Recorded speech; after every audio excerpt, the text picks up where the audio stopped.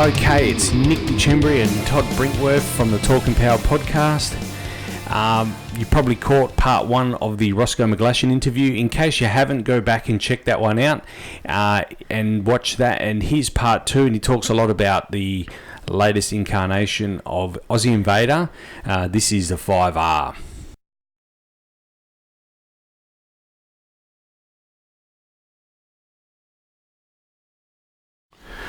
Alright, welcome back to the Talk and Power podcast. Very special episode. We're here with Rosco McGlashan, and right behind us is Aussie Invader 5R. Hey Rosco, before we get stuck into the 5R, which we have many questions, tell us a little bit about the FIA and their rules in determining the record and how you're supposed to go about doing that. Well, with a unlimited class car like we've got here, so it's thrust powered obviously, and the rule book's pretty simple really. It's you've got to have four wheels on the car to qualify as a car. It can't be steered with any aerodynamic aids, and possibly the biggest thing is that it has got to travel through a set of mild traps in one direction and be on the roll within an hour back the other direction. So it's average to both run through that mile. Within an hour? Within an hour. That's a big job. That's a huge job. Wow. I didn't realise it was within an hour. I had no idea it had to be within an hour. Wow. Okay. All right. Well, we'll get into that when we talk about the 5R, I guess. So, well, I guess it's we can move into that right now, I guess. So the 5R right here behind us. Tell us how long when you started actually building this car. Well, it was on the drawing board for a long, long time, and we actually had a couple of other designs that preceded it that were involved what they call hybrid rockets, and we worked with a company in San Diego, a company called Space Dev, that was going to sponsor two hybrid rocket engines. And the bottom line was that after 2 years, they put the X Prize thing up, the Burt Rutan first privately funded thing into space, if you remember that, to win the X Prize. And very, very talented people, but after 2 years they come back to us and said, we just can't build this 15,000 pound thrust hybrid. We cannot maintain the integrity in the fuel grain. So the fuel's rubber, and anyway, they couldn't be built. So that was a bit of a setback. But we wasted a couple of years trying on other designs, and then we thought, well, we've got to go liquid rockets, only thing to do. Mm-hmm. And so that's what we've got here. When you say liquid rocket, then what are the two chemicals that you're forcing together? Well, in this case, what we're using is the oxidizer's white fuming nitric acid, and this is at 98%, so it's pretty powerful stuff. And the fuel is turpentine with we put a fuel alcohol chaser in it just to make it a bit hotter, and it's actually hypergolic. So when the two propellants get forced into the engine, it's hypergolic, so they light off when they see each other. Okay, so I have many questions here now. So how are you controlling all this? Because I mean, in our standard car, we have a throttle body. Yep. How are you going to be able? How do you control all that, I guess? Well, it's controlled. We've actually got two throttles in the car, and the main reason for that is for safety. So you've got to have both throttles on. And the right-hand throttle is like a normal car, but apart from, has got cut off 60%, 100%, so there's just three settings on that, but the left-hand throttle's got to be down. And the whole thing with this car, if it got into a barrel roll, as happened to Craig Breedlove years ago, he was in a situation where when he went over, the car barrel rolled and he had his foot on the gas and he couldn't take his foot off the throttle. Okay. So that's on their website. He did a 650 mile an hour U-turn. Lucky the car come back on its wheels and he can pull the throttle off. But so that's one issue. But basically we've devised our own what we call a CPM, a combined propellant module that fits in the front of the car with 7 aluminium tubes. So the tubes go from in front of the windscreen there all the way to the front, and 4 of them have got oxidizer in and 3 of them have got fuel. There's 2 regulators in the back, there's a nitrogen bank in the back that through the regulators puts pressure on the pistons that are in these tubes, and as soon as I hit the gas, a couple of actuators open on the engine and those propellants are forced 700 psi into the engine. Okay. One of the things that strikes me about all of this is the fact that there's no go-to book here, or a YouTube channel where you can learn how to build a car like this, or even Google or anything like that. So where do you, I mean, obviously you're very knowledgeable in this, but you've had a hand from other people along the way? That's why we've travelled the world, to find the answers to these problems. And surprisingly enough, some very old books. One I would highly recommend anyone who wants to play with rockets, read the book Ignition. Okay. Brilliantly written from post-war. But the ideas in that are still relevant today. Yeah, okay. All right. So, yeah, it's obviously, when we call you guys rocket scientists, I mean, that's legit, isn't it, really? Learners. No, we piggyback off the knowledge of others. Yeah, okay. Apart from, as I say, we developed the CPM that's in the car. It's never been done before, and it's it's brand new technology. So very soon we're going to be testing it, and the other thing about a lot of people would say, and if you understand what we're talking about with a liquid motor, a liquid rocket engine can't be fired in a horizontal position. So we've had to develop this whole system to make it fire in a horizontal position. So a lot of people say, well, that's great, that's good for a car, but what other application has it got? And now there's a couple of companies around the world that are developing supersonic passenger aircraft that this system would be perfect for. So that's incredible. That is incredible. While we're talking about the car, I mean, the wheels are of a great interest to me as well. Can you explain a little bit about the wheels? Because a lot of people, the people that are watching will see the wheels, but if you're listening to the podcast, this car clearly doesn't have rubber standard wheels. Because one thing we've forgotten to mention, we're aiming for 1,000 miles an hour. So that's 1,000 miles an hour. That's 1,600 kilometres an hour for the millennials that are listening out there. You can't run rubber pneumatic wheels on this. So can you explain a little bit about those wheels? Well, these are, we actually had those wheels sponsored. We had $200,000 worth of aluminium product sponsored on this car if we could beat the POMs to build 1,000-mile-an-hour wheels. That's a good incentive. Yeah, well, it was for us, and we would have had to pay for them if we got pipped to the post. But the wheels on there, the FIA has been done by the Australian Defence Force Academy. The design is done by John Ackroyd, an absolutely brilliant land speed engineer in the UK and a great mate. And they're designed, they weigh 140 kilo each, which is their biggest downfall. The mass of the wheels is obviously a bit of a showstopper, but there's no other material that could withstand the RPM and be as light. So they're a 7070 aluminium. They're designed to withstand 50,000 G at the periphery of the wheel. They're 10,000 RPM. And I did the sums, and 1 cubic centimetre on the rim at 10,000 RPM will weigh 150 kilos. So you can imagine the forces trying to pull these things apart. So 1 cubic centimetre, that's 150 kilos. That's wow, that's incredible. Wow. Yeah. And if you look at them, they're decent thickness wheels. Certainly. They've been tested. Yep. That's the other thing. Is what's the plan for testing? Like, how do you test something like this? Well, that's a big thing now. Obviously, we'd love to take the thing over. We've got actually a stand at the back that's designed to put the whole propellant system, the whole engine, everything on it, everything that's in the car onto a rack, and then test it. And it's this car. People say to me, "Well, why don't you take it up the airbase, the local airbase up to Pearson?" We've had a blessed life living up there with the past cars where we take them up there and run them. But even then, even with the Mirage-powered cars, people used to ring up and say, if that plane flies over here, we're going to shoot it down.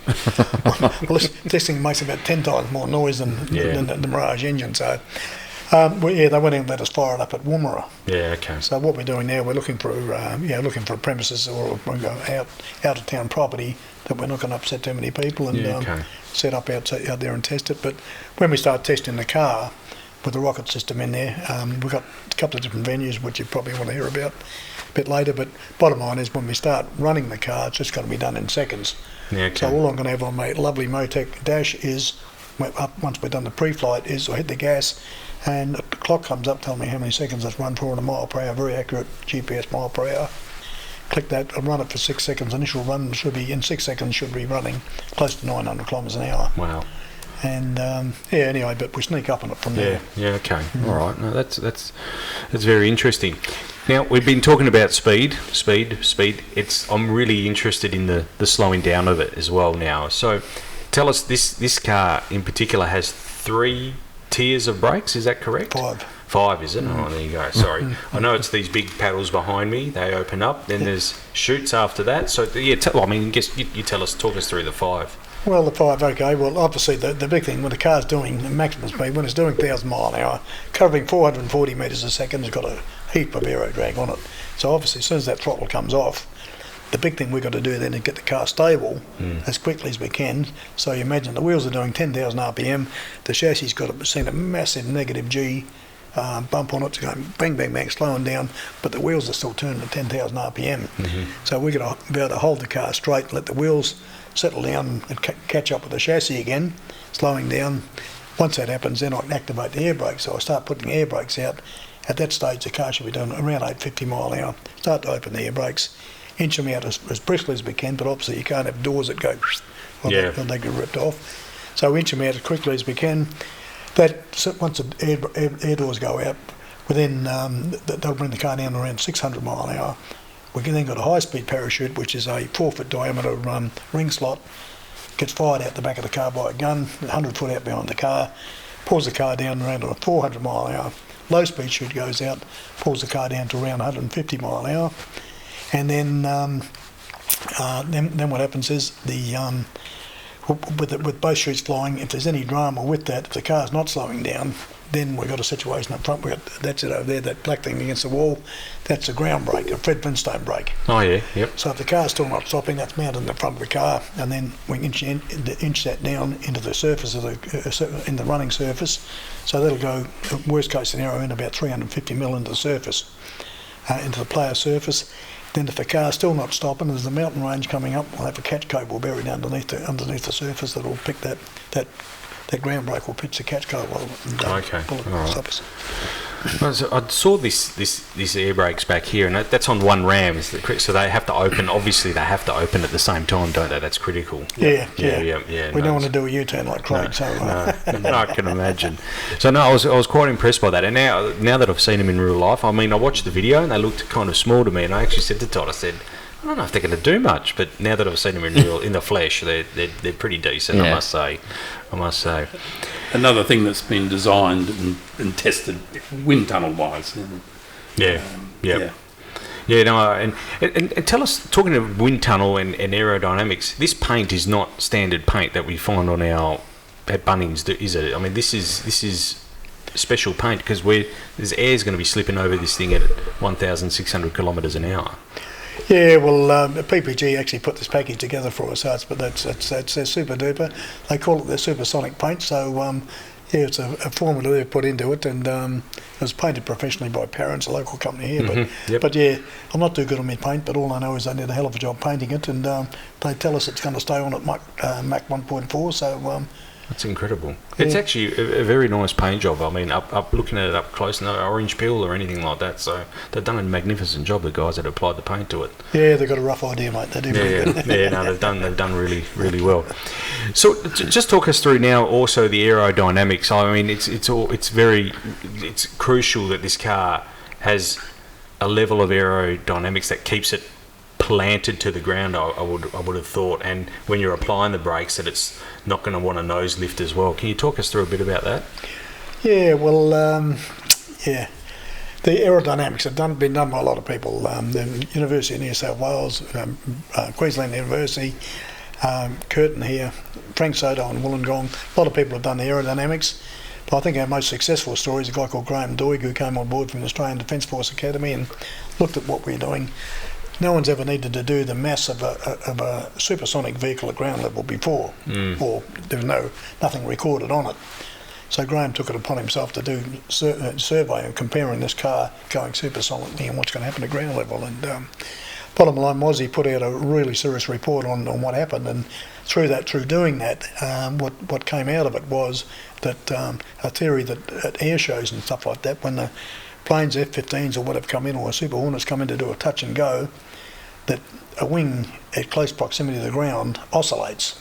So no one had ever picked that up before, but the shock waves bounce off the ground, the wing effect oscillates. So what was 1 minute was lift is all of a sudden downforce and sucks the plane into the ground. And that's his theory he came up by because that had never been seriously studied before. So once he put that report out, he got a job with the US Navy in Maryland in the US, and now he's a head CFD guy at Berkeley University, California. Okay. So yeah, that all came out through being involved with this project, so that was good. But there's been a hell of a lot of CFD done on, and there's some great stuff. It's a shame we've got the front of the car off, but those wings down there have been designed by our head team aerodynamicist, and Paul Martin, a lovely Aussie guy in the UK, very, very clever. He's come up with that theory, and that's based on the Sukhoi aircraft that if you see a new Sukhoi, the canards sit down like that. They just fall down like that when the plane's stationary. Once they start getting some airspeed, they pick up and they keep the car up the aeroplane in trim with the airstream. So the same thing with this car is if it gets heavy, obviously a land speed car, the perfect land speed car, runs along with the same amount of wheel contact on all four wheels, which is an extremely hard thing to achieve. So obviously if you have too much weight or too much downforce in the front of the car, the front wheels are creating way too much drag. So what you need to do is pull the car up. So what those canards will do is pull the car up, take the load off the front wheels, and the opposite situation, if it gets light and the front comes up, it'll pull it onto the ground to keep it. Okay. No, it's a very interesting theory. Todd and I watched a bit of a documentary on it as well, and we were quite fascinated by that, actually, because that was one of the first things that came into my mind. When this is braking, there'd be a natural tendency for the nose to come up, but I thought that was quite ingenious, that setup they've got there. Rosco, I guess, look, my next question would be, you're a man of speed. You've done this all before, but now we're talking. It's a reasonable increase in speed. Like, what sort of mental preparation are you doing for this? Swan lager. Okay. No, as people often say, gee, you get a bit long in the tooth, man, later. Well, no one's ever cheeky enough to say that, but you can tell by the look in their eyes when they say, well, who's going to drive it? And I say, well, I've spent over 50 years on this setting the land speed record, and it's not an ego trip for me or for the team. It's an ego trip for Australia. Yeah, it's just something I've wanted to do all my life. And but bottom line is, the next thing I said, well, what are your reflexes like? And I say, reflexes at 440 metres a second, you don't want reflexes. Yeah. No, I mean, you've done it all before. I mean, you've gone 638 mile an hour. I know this is a considerable increase on top of that, but what even before you did this in the 90s, like what sort of mental preparation did you go through even back then in 93 and 94 before you got into Aussie Invader 2 and number 3 as well? Well, I always say, like even drag racing, if it hadn't been, we've been talking about John Zappia before. We raced John, and we raced, like him, we raced some of the top dragster guys at the time. And the thing is, if you hadn't been in the car, if you hadn't been in a jet dragster for a long time, you go down the racetrack and wouldn't matter where it was, anywhere in the country or in America or whatever, but you'd be in the car and hard to be going like this, and think, Jesus, I'm on the top fuel car fires up next to you and you're match racing a top fuel car or funny car or whatever. They do a burnout next to you and the bloody noise, you think, holy shit, that's the noise, and go past you, your head's rattling, and think, Jesus, you can't focus on what you're trying to do. But it's a pretty hard thing to pull a jet into stage and do it. And the point I'm getting at is, you're running a jet dragster, pro trees light up, cut a pretty good light, and think, geez, the fire's gone out. Because the top fuel car or funny car's gone. Yeah. It's gone, it's 100 feet out, and think, oh, it's gone. And you think, geez, what's going on? But you stay on the gas and just the revs are right up, everything's happening, and you're going, and then just at the top end, a 3/4 track, these things just start really hauling ass. Yeah. And you just, a lot of times it's catch those guys at the end of the track. It wouldn't happen these days, they're going too quick, but it's a really exciting ride. But with a land speed car, same scenario again. You go there, and I'm not telling any lies here, obviously. So you sit in the car, you haven't fired the car up, you haven't run the car, and think, God, what am I doing here? This is crazy. This is absolutely scary stuff. And anyway, but bottom line is, once you start running, same as drag racing, you do your first run, you're terrified. Second run, you feel a lot better. By the time you've done your third run, think, I wish I could start again and do it all again. Yeah. So it's the same thing. Once you get a couple of runs in under your belt, it's the nerves settle down. But this baby here, I can assure you, is going to be a whole new ball game. Yeah. It's a lot of power and.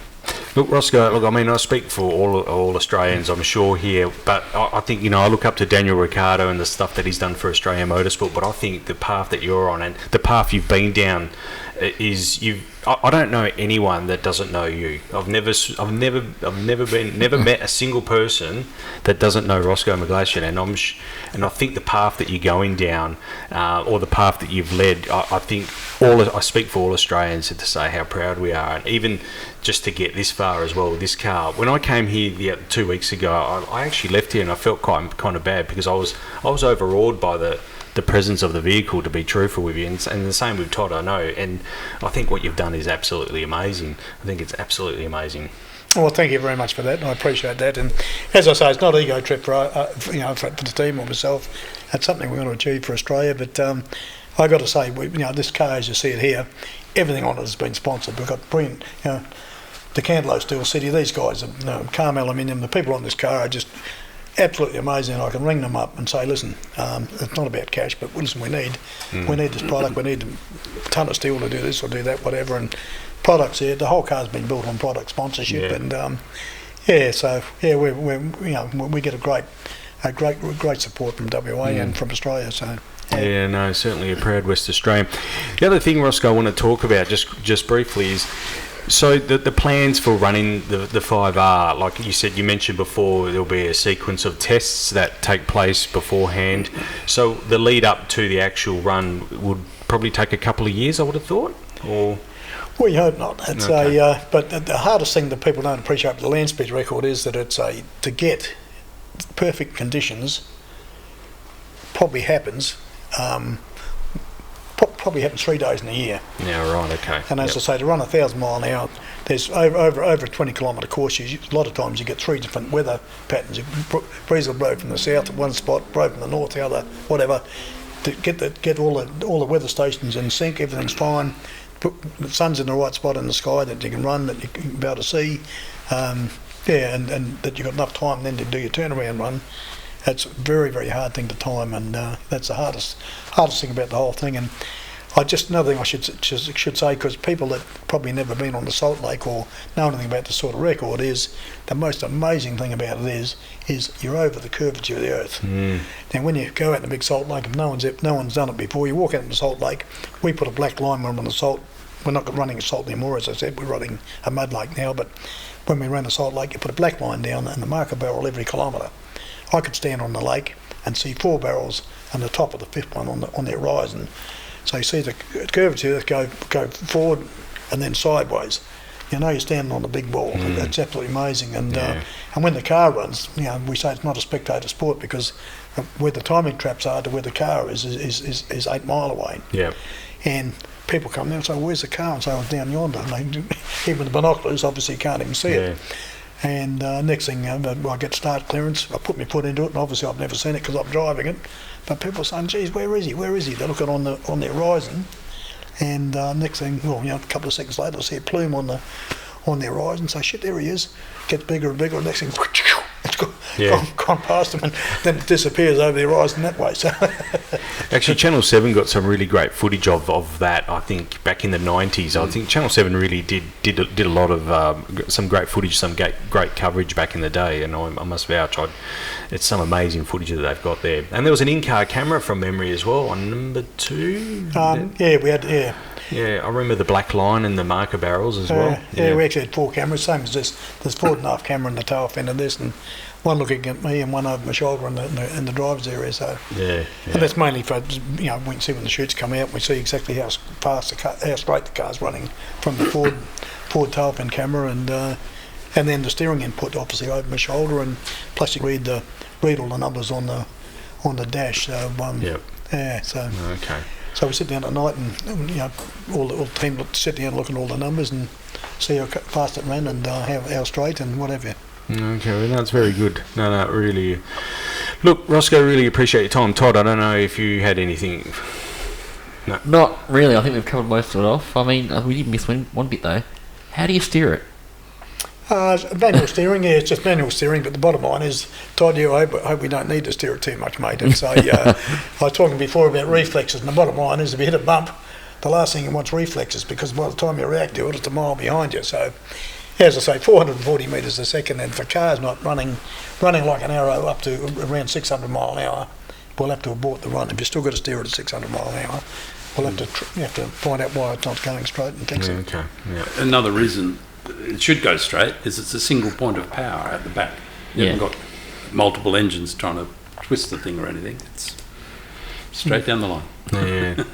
No, that certainly makes sense. You were saying there is only 3 degrees of steering in it in any event? Yeah, a few degrees. Yeah. Either side of something. Yeah, okay. Yep. So we can't take it to Coles for shopping. No. And there's no reverse. So. Look, Roscoe, we won't keep you any longer. Really appreciate your time and Barry's time tonight. And thanks to Dave as well, for our cameraman, for filming. Todd, thanks for organising it. We really appreciate it. And as I said before, Roscoe, I mean it sincerely. I think I speak for all Australians, and certainly every Western Australian, that we're 100% behind you. If there's anything we can do. Is there anything that people can do or go and help out? Or is there somewhere where they can go and find some more information or help you out? Well, we've got the best website, we reckon, in town. It is pretty good. Had it for 50 years, so there's a lot of stuff on there, and AussieInvader.com. But we've got you probably see the numbers around the car. We've got the names all the way around the car, front to back. And mums and dads all down the side there. It's a supporters club that's helped us build the car, obviously. So we're just, as I say, love the support, and and Talking Power, you guys are really appreciate your support, and I think you're doing a hell of a job. So we appreciate that, and we think you're doing a magnificent job, and Barry and the whole team as well, and Cheryl. I know there's a number of people involved in the build, and we're looking forward to when we get to see this car down the Salt Lake very shortly. So Roscoe, mud, no salt. No, sorry, I keep saying that, don't I? Sorry, Mud Lake. Yeah, all right. My apologies. All right, Roscoe. Look. So they can go to the website. Supporters Club can get on there at the website as well. Okay. All right. No worries. Okay. No. Okay, Roscoe. Look, is there? We really appreciate that. Is there anything you want to add, or? No, not really. But as I say, this thing's very, very hard project for people to appreciate. And I suppose in closing, I'd just love to say the amount of shows and stuff we do. Some of the old timers come up to us and stuff now and then and say, "Well, that's not really a car, is it?" And I say, "Well, why is it not a car?" And they say, "Well, it's you've got a rocket engine in the back of it, and you do this and you do that." And I say, "Well, what do you call a car?" And they say, "Well, look at Donald Campbell. Look what he ran." And I say, "Well, what did he run?" And they don't know. So he ran a Proteus turbine engine in a car, and they say, and then they say, "But he set a world-driven record." I said, "He never did. Donald Campbell never set a world-driven record. It was known as a Category C Group D record. It's a hybrid. Yep. So it's thrust-powered and wheel-driven. Yeah. So that's a completely different deal. But anyway. Speaking of Donald Campbell, sorry, you met his daughter? His daughter came through here not that long Gina, ago. Yeah. Lovely girl. Yeah. No, I saw the video of that, and that was quite inspiring. And she had some lovely things to say about yourself. But who wouldn't, I guess? I mean, at the end of the day, you're doing WA proud. Hey, Roscoe, thank you very much. Barry, thanks for guys. your time. And Todd, thank you. Dave, thank you. Thank you all, guys. Lovely. No worries. Thanks, guys. See ya. See you on the mud. Yes, on the mud. Okay, thanks for that. We really appreciated Roscoe's time there.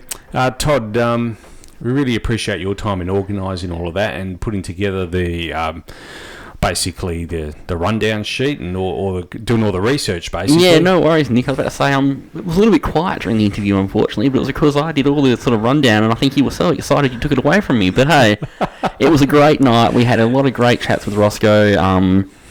There's even a bit that might make the cut of him, sort of off air. Where we had a bit of a chat to him behind the camera, so to speak, and just the man himself. Yeah, like, some of the again, stories Roscoe, are thank you. phenomenal. Your time was phenomenal. Even just talking to you via email and phone. Just you're a great guy. So thanks, Rosco. Yeah.